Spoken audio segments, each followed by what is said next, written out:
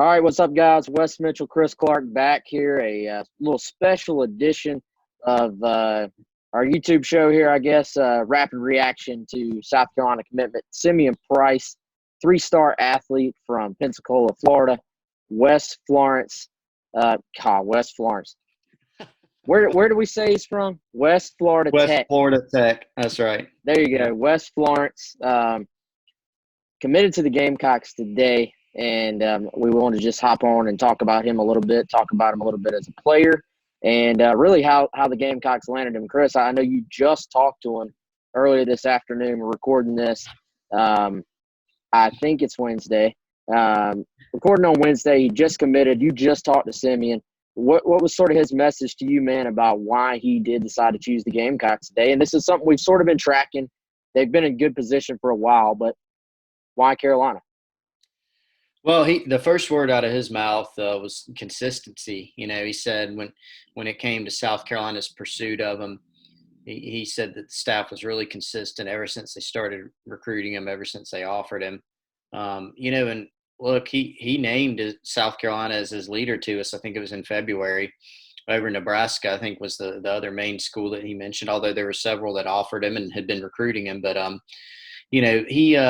consistency. He mentioned his relationship with Will Muschamp and Mike Bobo and, Joe Cox and Bobby Bentley, who's the area recruiter. He mentioned talking to Travaris Robinson about that side of the ball. So it was sort of not a whole staff approach, but multiple coaches on staff, that took an interest in recruiting Simeon Price, and they really like his game and versatility. But he mentioned, the consistency of the staff. He mentioned, a couple of the academic programs, and he also mentioned the level of competition that South Carolina plays against on a year-in, year-out basis. And those are really the three main factors, I guess you could say, for him.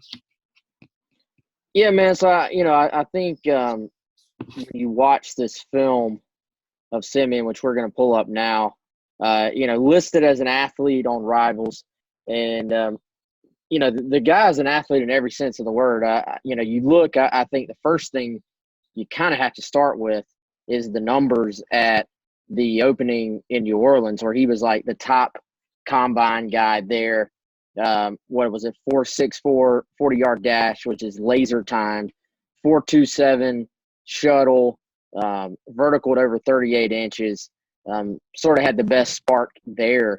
And this, from what I've read, Chris, this was at 15 years old. I mean, the athleticism that he possesses is off the charts. And then, we'll sort of go through the film here in a second. But I think that's kind of the first thing. We've noticed South Carolina taking this sort of overall approach, wanting to land playmakers and sort of figure out how they'll fit when you get them on campus. But easily going to be, I would say, one of the more athletic guys in South Carolina's class if you just look at the numbers that he can put up. Yeah, and I mean, you mentioned the spark score at a young age. He's young for his grade, I think, and then you look at the fact that he was a junior Olympian at 14 years old. I think he jumped 22, and he's a guy that has a 10.7 100-meter, from what he told me, in 49 seconds in the 400. So you look at the leaping ability. Whether you're looking at like a triple or broad, or you look at vertical leap, and then you look at the shuttle time and the 40 time in terms of the straight line speed, and it just shows, like you said, Wes, a lot of athleticism. And then you watch him on the film; he's got some twitch to him, he's got some explosiveness, he's built well.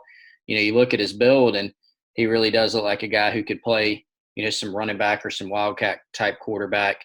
He could play some receiver. Particularly, I'm sort of intrigued by him in the slot, where he's got that quickness, and he could also play defensive back, whether you play him at like a nickel or corner or even a safety, position. So he plays a bunch of different spots in high school and really could probably do the same in college. But I thought the way that Simeon categorized it to me in our interview was really interesting. He said, look, a lot of guys can play multiple positions. You can play a guy receiver, running back. You can play a guy on the defensive side of the ball. He said a lot of guys can play that and maybe get by on athleticism, but can you make a difference? Can you be a difference maker? Can you be someone that the other team has to scheme against wherever you're lined up? And he said, I think I can do that. So I thought that was a really interesting point. And you see that on film, he's making an impact in a variety of ways. Yeah, definitely has some confidence about him, man. I know people always want comparisons, and we don't necessarily steer towards comparisons. And I think a lot of times when you give a comparison, you're generally going to talk about somebody that's well known and a really good football player. And then people say, well, you're saying they're going to be just as good as this player. When generally the comparison is kind of like, I would say, a best case scenario a lot of times. But and I almost hesitate to even say it, Chris, but just the way the kid has sort of a nastiness about him on the field at receiver, which you don't always see from wide receivers. The fact that he's a running back sort of in a receivers or as a running back body, but plays the receiver position very well, has the ball skills as well. You get him in space, get him the football. I think from a high school standpoint, I see a little bit of like that Deebo Samuel nastiness to him, just the way he approaches the position. You watch him play some defensive back where he has like a physicalness to him, hits people, isn't scared to go out here and block and sort of help in that aspect of playing the position, can help on special teams. I'm not saying he's Deebo Samuel from a playmaking ability. Here, I think he just crushes this guy. Yeah, there's a few hits for him on defense where he just hammers. Let's see, dragging the guy down here. But, I mean, I don't know if anybody sort of sprung to mind for you, but for me, I just really like the way that he has a physical approach to the game, which, again, you don't always see. Sometimes wide receiver is sort of that finesse, look at me type position. And for this kid, I get the sense there's sort of a nastiness to the way he approaches football. Yeah, he's definitely got some confidence to him. You're exactly right. That's pretty evident talking to him. Not a cockiness at all, but just a confidence in his abilities and what all he can do. And I think that shows through on the field as well. And he backs it up, because he definitely makes, and he's not just playing positions. He's not just lining up there. He's going out there and making an impact. When he's lined up at Wildcat quarterbacks, because his coaching staff wants him to run the football. When he's lined up in the slot, it's because they're trying to make an effort to get him the football. Wherever they put him is so that he can have an impact on the game.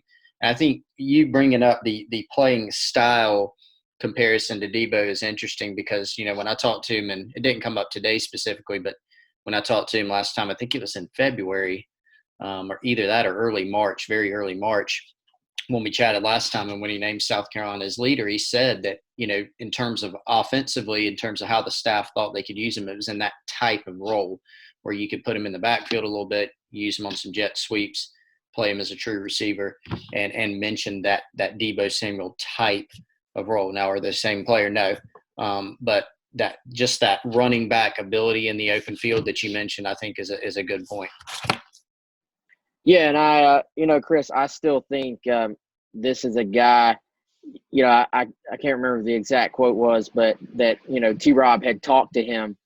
I just have a feeling by the end, this is going to be a kid that maybe, much like we're talking about Eric Shaw, who the staff may be having a little friendly fight to get him on their side of the ball. This could be the type of guy that both sides are looking at, because he didn't really get to have the senior year he probably could have because he was banged up last year.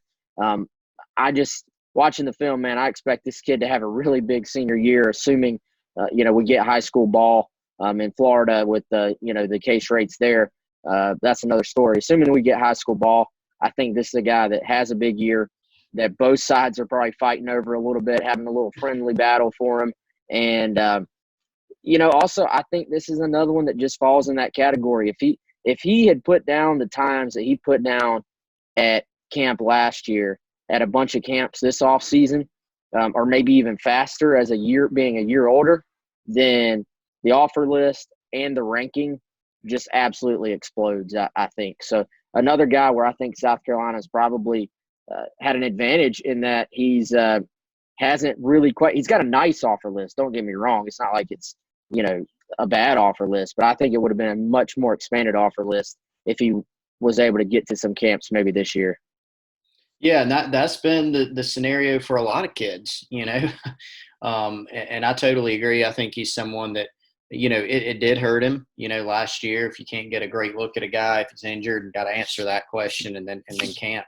But there's a lot to like here. And in some ways, I think not the playing style, but just in terms of the versatility, I think you might think a little bit of AJ Turner as well, coming out of high school.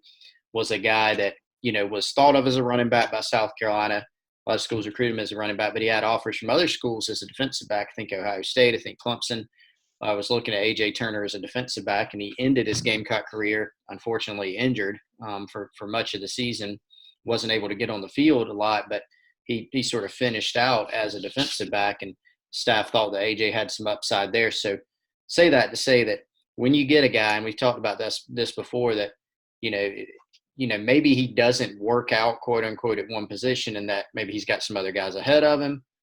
Maybe you feel like he's got more upside at another spot. But if you take athletes like this, it's not that they don't have a defined position. It's okay to say he could play multiple spots as long as he's really good at all of them or some of them. So you take Simeon and you start him out somewhere, and then you see where it goes. And if it doesn't go, let's say he starts out on offense at receiver, if it doesn't go as planned or as quickly as everybody thought, then you give him a try at DB, and he's got the mentality and the skill sets where he could excel. So I think you can find a spot for a guy like this to be a good player and a contributor for you. He's Chris Clark. I'm Wes Mitchell. Thank you for joining us on another Gamecock Central YouTube video. Please hit the subscribe button here on our YouTube channel. And, of course, join us on GamecockCentral.com for complete coverage of South Carolina football and South Carolina football recruiting. We'll be back next time with another breakdown, either of a Gamecock commit or possibly just a Gamecock target. So y'all have a good one. For Chris, I'm Wes. We'll see you then.